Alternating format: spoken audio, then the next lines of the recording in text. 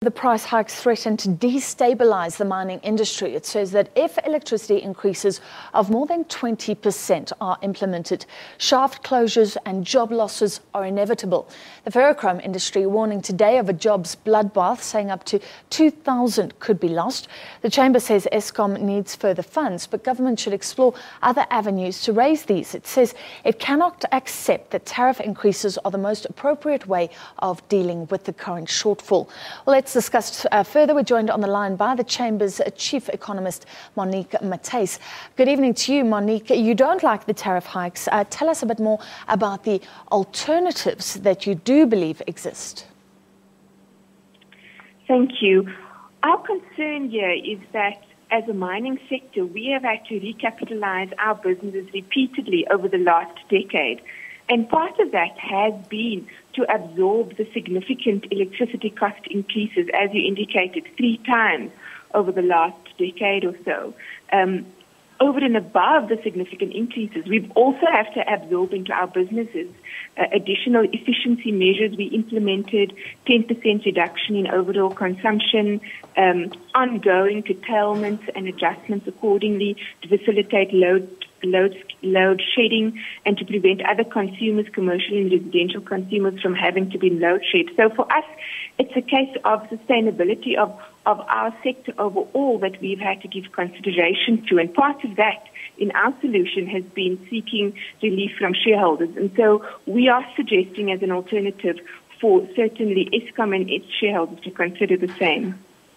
The shareholder here is government. It's been said that Eskom doesn't have the money it needs for this huge capital rollout. We're talking about hundreds of billions. Government doesn't have that funds either. So I don't think government can step in. Are you talking about a sell-off of parts of Eskom? Well, certainly there are various options to consider when you think about seeking funding alternatives. Selling off, partnering on various parts of your operations is another option and opportunity. Really engaging with business, opening up the sector and opportunities for business to, in a short period of time, have incentives to bring in investment, to be creative around bringing solutions to the party. All right, so you're saying that the mining industry has absorbed a lot of costs. Basically, it cannot absorb further power increases. You're also talking about quite substantial job losses. Since I've been in business news, Monique, the mining industry has been saying this. Anytime anything affects it, there will be job losses. We are, of course, seeing job losses in the platinum sector. But how do we know you're not posturing that this is really serious? If you look at the commodity prices over the last 3 to 5 years, particularly in our energy-intensive users and in our large employment sectors, gold and PGM, you would see that they've pretty much been flat. So if you consider a flat pricing environment with double-digit increase in cost inflation, I think you could see how profitability is significantly constrained. It's been a slow bleed over many years, and industry has tried to be creative and proactive in restructuring and ensuring profitability and sustainability. But it's come to a point now where currently we have on average, 50% of the entire mining sector, which is loss-making.